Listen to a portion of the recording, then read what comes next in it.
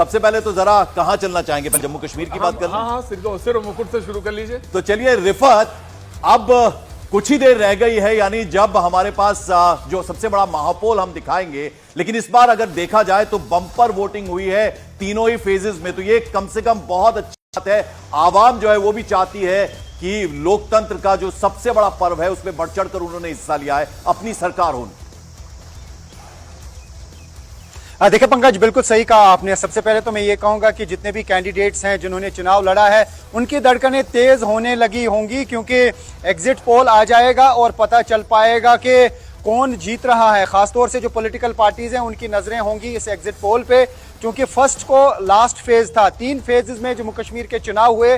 पहला फेज था 18 सितंबर को, दूसरा 25 सितंबर को, और तीसरा और आखिरी फेज था 1 अक्टूबर को। और अब आज जो है पता चल पाएगा एग्जिट पोल में कि कौन जीत रहा है। सभी पार्टियां जीतने का दम भर रही हैं, चाहे एनसी हो, पीडीपी हो, कांग्रेस हो या फिर बीजेपी हो। हालांकि ये बात सच है कि बीजेपी की अच्छी अक्सरियत जम्मू में हो सकती है और नेशनल कॉन्फ्रेंस को अच्छी सीट्स कश्मीर से मिल सकती हैं। हालांकि सभी जीतने का दम भर रहे हैं, लेकिन एग्जिट पोल में पता चल पाएगा कि लौटेंगे आपके पास। जरा प्रतीक हम दिखाएं, नीचे जो दिख रहा है आपको स्क्रीन, उसमें 0-0 है सब कुछ। कांग्रेस 0, बीजेपी 0, जेजेपी प्लस 0 और INLD प्लस वो 0 दिख रहा है। आम आदमी पार्टी और अन्य भी 0-0 दिख रहा है। और धीरे धीरे इसमें नंबर्स आने शुरू हो जाएंगे। तो आप दिलों की धड़कनें जो हैं उन्हें थाम के रहिए, क्योंकि सबसे पहले एग्जिट पोल के जो नतीजे हैं वो हम आपको दिखाने शुरू करेंगे। बिल्कुल महापोल है ये, तो सबसे पहले आपको यहीं देखने को मिलेगा। आप महापोल जब कहते हैं तो एवरेज जो है, सबका जो है उसका एवरेज हम आपके सामने रख देंगे, तो एक्यूरेसी जो है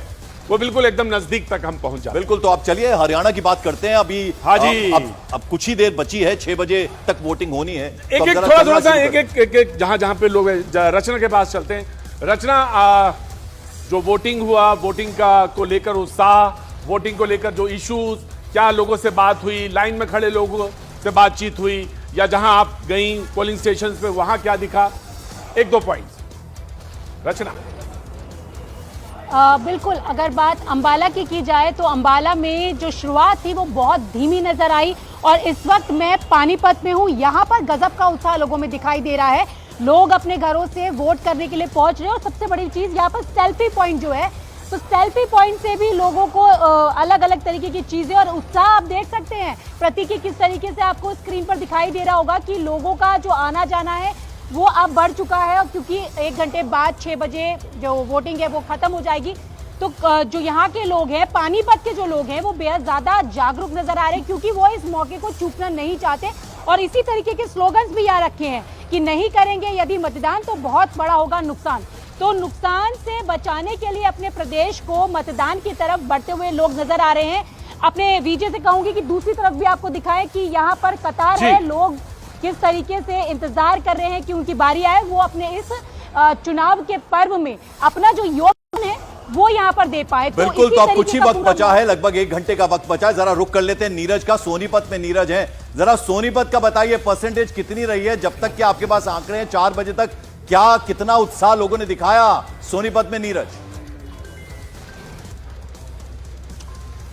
देखिए, जो हरियाणा का एवरेज है उसके आसपास ही सोनीपत में रहा है। लेकिन सबसे अहम बात यह है कि आप दोनों का इंतजार यहाँ की जनता कर रही है, प्रतीक जी और पंकज जी, और ये जनता जो है वोट दे चुके हैं। लेकिन यहाँ आप लोग का इंतजार करें इन लोगों से। देखिए, एग्जिट पोल तो दिखाएंगे, लेकिन इन लोगों का मूड क्या कहता है। एक सवाल, एक छोटा सा जवाब लेंगे। क्या है माहौल, क्या लगता है? अब क्या पूछना चाह रहे हो? वोटिंग तो हो गई, अब आप क्या किसकी सरकार बनेगी? देखो, किसी की भी सरकार पूर्ण रूप से नहीं बन रही है। अब की बार हरियाणा में निर्दलीय ही बताएंगे किसकी सरकार बनेगी। बीजेपी सरकार है जी, पूर्ण रूप से बीजेपी सर। आप बताओ जी। कांग्रेस सरकार बना रही है 55 किसकी सरकार? एक तरफा कांग्रेस की सरकार बन रही है। आप 55 सीटों से लेकर 58 कांग्रेस सरकार। मैं उप सरपंच हूँ। 15 मंत्री बनेगा। कौन? दीपेंद्र हुड्डा। देखिए प्रतीक जी, ये लोगों की राय है। जी जी जी जी जी, बिल्कुल। जो राय है वो अपना तो वोट है वो दे चुके हैं। और पीछे हंसते हुए चेहरे, मुस्कुराते हुए चेहरे, जनतंत्र और लोकतंत्र की विजय का एक तरह से परचम लहराते हैं। बहुत बहुत शुक्रिया। लेकिन अब मैं अपने सहयोगी प्रशांत चुड़ैल के पास जाना चाहूंगा। प्रशांत बहुत देर से इंतजार कर रहे हैं। प्रशांत, आप खड़े कहां पे, ये तो ये बताएं। और दूसरा, जहां पे आप मौजूद हैं और आप निश्चित तौर से आसपास सुबह से टहल रहे होंगे, क्या आपने देखा, क्या रुख आप भांप रहे हैं और कहां पहुंचती हुई लग रहा है ये चुनाव, कहां पे पहुंचेंगे? और अगर जनादेश परसेंटेज के हिसाब से बात करें तो क्यों पीछे रहे थोड़ा सा, तो अगर बात करें 2014 से कंपेयर करें तो?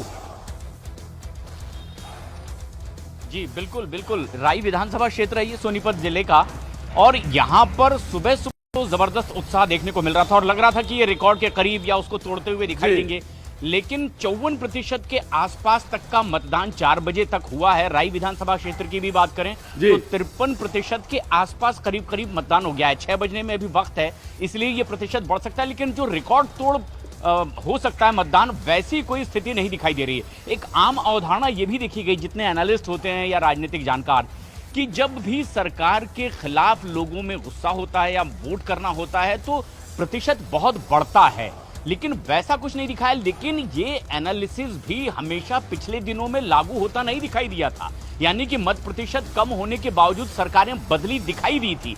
तो यहाँ क्या समीकरण बनेगा ये अभी बहुत स्पष्ट नहीं हो पाया।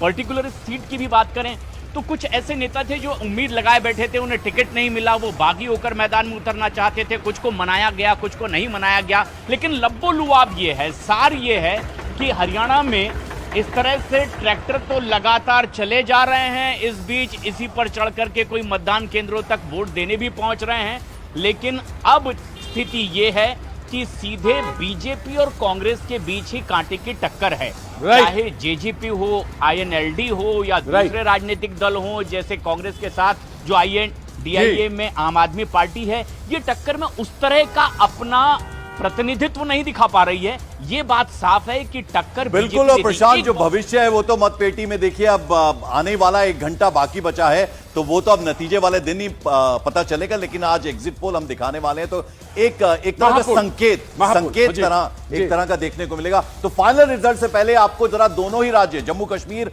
और हरियाणा पोल का नतीजा दिखेगा सबसे विश्वसनीय आंकड़ों के साथ। तो जम्मू कश्मीर के एग्जिट पोल का नतीजा सबसे पहले आपके सामने होगा। अब पार्टियों के आगे आपको 0 का आंकड़ा दिख रहा है, और जैसे ही एग्जिट पोल यानी महापोल का आंकड़ा आएगा, ये जो 0 नंबर आएगा वो आंकड़े बदलने शुरू हो जाएंगे। जम्मू कश्मीर के लोगों ने अपना जनादेश किसके पक्ष में जताया है, ये इन आंकड़ों से क्लियर हो जाएगा, साफ हो जाएगा। बिल्कुल, Congress, BJP, national conference, PDP के अलावा कई और पार्टियों के चुनाव में मौजूदगी रही, लेकिन जनादेश किसके साथ गया, ये सबसे बड़ा सवाल। अनुमान अब से कुछ देर के सामने आने वाला है, और वो अनुमान जब आप 0-0 देख रहे हैं, वो नंबर्स जो हैं, वो जो फिगर्स हैं, वो बदलना शुरू होंगी। तो न्यूज़ 18 इंडिया पे महापोल जो विश्वसनीय और जो नजदीक पहुंचता हुआ, क्योंकि मैं हम कह रहा हूं कि जो महापोल है यानी जो एवरेज है वहां तक हम पहुंचने की कोशिश कर रहे हैं। तो ये तो पहाड़ी प्रदेश की हमने बात कर ली। अब हमारे पड़ोस का राज्य हरियाणा जी, उसके आंकड़े इन ग्राफिक्स के जरिए आपकी स्क्रीन पर दिखेंगे आपको। हरियाणा में इस बार किसके पक्ष में अपना फैसला हरियाणा की आवाम, वहां की जनता ने दिया है। हरियाणा के दंगल में किसने बाजी मारी है? क्या बीजेपी सत्ता की हैट्रिक लगाएगी, क्योंकि 2 बार से लगातार सरकार है बीजेपी की, या फिर हरियाणा में 10 साल बाद कांग्रेस वापसी करेगी? तो महापोल के रिजल्ट से यह सब कुछ साफ होने वाला है। बस थोड़ी देर में हरियाणा की पूरी पिक्चर क्लियर हो जाएगी। यानी पिक्चर अभी बाकी है। बिल्कुल, पिक्चर आना अभी बाकी है। और हमारे साथ कुछ खास मेहमान स्टूडियो में जुड़ गए हैं, और सब पारखी हैं, उनसे हम जरूर जानेंगे। इंट्रोड्यूस करा दीजिए। बिल्कुल, इंट्रोड्यूस हम करवा देते हैं। हमारे साथ संजय कुमार जी है, प्रोफेसर सीएसडीएस और सेफोलॉजिस्ट हैं। बहुत बहुत स्वागत सर आपका। हर्षवर्धन त्रिपाठी जाने माना नाम है और जर्नलिस्ट हैं, वरिष्ठ पत्रकार हैं, बहुत बहुत स्वागत आपका सर। सतीश के सिंह साहब को सब जानते हैं, जाने माने पत्रकार हैं सर, आपका भी बहुत बहुत स्वागत है। ये हरियाणा की पिक्चर, ये हरियाणा की पिक्चर जो हम देख रहे हैं इसमें स्क्रीन पर। आईएनएलडी देखिए, अब ये 0-0 है, यानी बसपा के साथ इनका धीरे बसपा के साथ इनका गठबंधन है। बिल्कुल गठबंधन है मायावती बीएसपी के साथ, और 35 सीटों पे बसपा लड़ रही है और अन्य से जी। और अब बारी आती है आम आदमी पार्टी की। देखिए, ये भी कहीं ना कहीं अरविंद केजरीवाल होते रह गया, गठबंधन होते रह गया था जी। और ये है पूरी पिक्चर, ये है ट्रैक्टर जिसमें सारे लोग सवार हैं। तो आप देख सकते हैं BJP, Congress, JJP, Indian National Lokdal, Aam Aadmi party और अन्य जो इस बार हरियाणा में कम मत आंकिएगा, क्योंकि अन्य पे बहुत सारे लोगों ने दांव लगाए हैं, और कहीं कहीं तो अन्य पे लेकर बहुत सारे लोगों ने कहा है कि ये ज्यादा अच्छा लड़ रहे हैं वनस्पति पार्टियों से। और ना सिर्फ हरियाणा में, जम्मू कश्मीर में भी अन्य बहुत बड़ा उलटफेर कर सकते हैं इस बार। तो दोनों ही स्टेट्स जो हैं वो बहुत जबरदस्त नतीजे आने वाले हैं और सस्पेंस। देखिए संजय जी, सबसे पहले मैं आपके पास आना चाहूंगा। अभी हमने कुछ जनता से बात करने की कोशिश की, हमारे रिपोर्टर ने, किसी ने कांग्रेस बोला, किसी ने बीजेपी बोला, किसी ने बोला कि भाई इस बार वो खिचड़ी सरकार बनने वाली है। आपका तजुर्बा क्या कहता है? देखिए, आपने कहा अलग अलग वोटर अलग अलग पार्टियों की बात कर रहे हैं। ऐसा तो होता ही है क्योंकि सारे के सारे वोट किसी एक पार्टी को मिलते नहीं हैं। वोटर अलग अलग पार्टियों को वोट देते हैं। अब सवाल यह है कि वो पार्टी सबसे आगे होगी जिसको सबसे ज़्यादा वोट मिलेंगे। इस वक्त मुझे लग रहा है, अगर आप हरियाणा की बात करें और तमाम जो ग्राउंड रिपोर्ट्स हैं जिनसे भी बात करें, ऐसा ही लगता है, एक माहौल ऐसा बना हुआ है कि कांग्रेस को एक डिसिसिव एज है। बीजेपी की सरकार 10 साल से रही है, कुछ ना कुछ लोगों के बीच में नाराजगी है और वो अलग अलग तरीकों से समय समय पर दिखता रहा है, चाहे किसानों का मुद्दा हो, पहलवानों का मुद्दा हो, नौजवानों का मुद्दा हो। तो कुल मिला के मुझे लग रहा है हरियाणा की तस्वीर मेरे मन में तो साफ दिखाई पड़ती है। मुझे लगता है कांग्रेस को डिसिसिव एज है। मैं सतीश जी आपसे, वरिष्ठ पत्रकार हैं, बहुत लंबा तजुर्बा है और स्टूडियोज में ऐसे तमाम सारे समय पे इन्होंने चुनाव के नतीजों का विश्लेषण किया है। सर, मैं आपसे एक चीज जानना चाहता हूं। पिछला चुनाव बड़ा नजदीकी था और नजदीकी इतना था कि समझ में नहीं आया, लग रहा था क्या होना। इस बार चुनाव नजदीकी होगा या बिल्कुल आर पार की स्थिति होगी? नहीं, आर पार की नहीं, वो एक तरफा होगा। एक तरफा होगा? एक तरफा होगा और ये साफ क्लियर है।